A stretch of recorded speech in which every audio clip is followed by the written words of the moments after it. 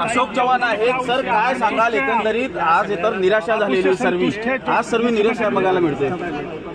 आज पूर्ण तर निराशा बघायला मिळते, काय निश्चितच आमची खूप अपेक्षा होती, आम्ही त्यांना शांतपणे ऐकून घेतलं, शेवटी काहीतरी ठोस निघेल असं वाटलं, पण त्याच्यात उत्तरातून काही निष्पन्न झालेलं नाही, फक्त मागचा इतिहास काढून हा समाजाचा वेळ घेण्यात आलेला आहे आणि लोकांची त्याच्यामध्ये दिशाभूल करण्याचं काम त्यांनी केलं. मात्र आज आरक्षणाच्या मुद्द्यावरती तर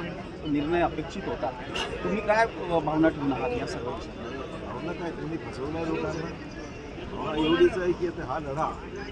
कायदेशीर लढा त्याला बोलायचं, कायदेशीर लढा लढावं लागणार नाही,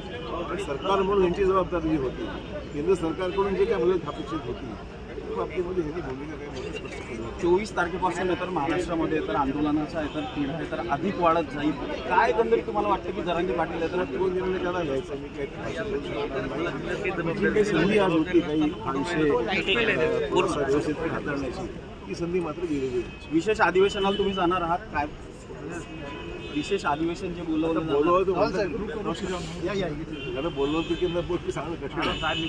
गप्पा जास्त असतात. आपण पाहिलं की इतर विरोधी पक्षनेता जो आहे तो इतर आक्रमक झालेला आहे, आरक्षणाचा तिढा हा 24 तारखेपर्यंत सुटेल अशी इतर अपेक्षा तर विरोधकांनाही होती आणि सत्ताधारी नेत्यांनाही होती, मात्र आरक्षणाचा जो मुद्दा आहे हा तिढा जो आहे अधिकच वाढताना दिसतोय, त्यामुळं येणाऱ्या काळामध्ये 24 तारखेनंतर मराठा आंदोलनाची भूमिका काय होते हे पाहणं महत्त्वाचं ठरणार आहे. कॅमेरामॅन कल्पेश मोरे सोबत अविनाश सोनवणे, टाइम्स नाऊ मराठी, नागपूर.